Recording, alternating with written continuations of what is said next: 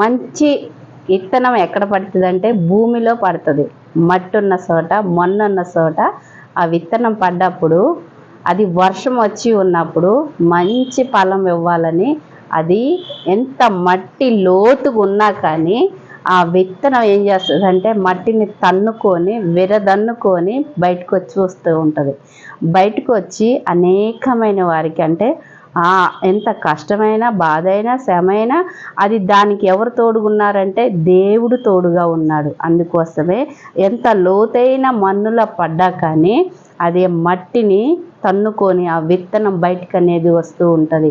అయితే మనకి దేవుడు తోడుగా ఉంటే ఎంత వేదన ఉన్నా కానీ ఎలాంటి ఉన్నా కానీ ఏ ఉన్నా కానీ ఆ దేవుడు మనకు తోడుగా ఉంటే ఏ సమస్య అయినా కానీ ఆయన మీద భారం వేస్తే ఆయన వైపు చూస్తే ఆయన ఖచ్చితంగా నడిపిస్తాడు. ఎందుకంటే సహోదరి సహోదరులారా, మంచి నేలల పడ్డ విత్తనం అది ఫలిస్తుంది, అనేకమైన వారికి ఆహారం ఇస్తుంది, ఆకాశ పక్షులకి అనేకమైన ప్రతి విత్తనం కూడా మీరు చూడండి భూమిలో నుంచి తన్నుకొని అది బయటకు వచ్చి మన పంటలు కానీ ఫలాలు కానీ ఆహారం కానీ అనేకమైన రకరకాల ఆహారము అంటే ఫ్రూట్స్ రూపంలో కానీ భోజనం రూపంలో కానీ కూరగాయల రూపంలో కానీ రకరకాలుగా ఏ విధంగా వస్తుందంటే ఆ మన్నును తన్నుకొని ఆ మన్నంతా కూడా తన్నుకొని దేవుని శక్తిని కోరి బయటకు వచ్చి మనందరికీ ఆహారం ఇస్తూ ఉంటుంది. మనం కూడా దేవుళ్ళో ఉన్నప్పుడు ఆయన సహాయము మనం కోరితే